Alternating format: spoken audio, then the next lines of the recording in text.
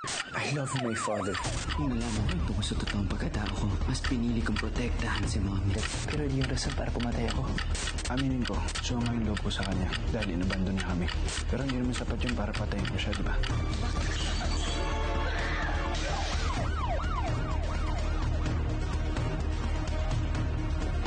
Iisang ama, Because I'm your father, I'm responsible for you and what you will become. apat na magkakaibang boses at estado.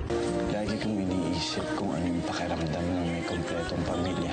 Malapit na ang mahabang investigasyon kung sino ang may sala at kung sino ang Hindi ako guilty. I am not guilty. I'm not guilty. Hindi ako guilty. Lahat sila suspect. The Good Son. Saturdays, 8:15 p.m. Dito lang sa Jeepney TV. Enjoy ang trip!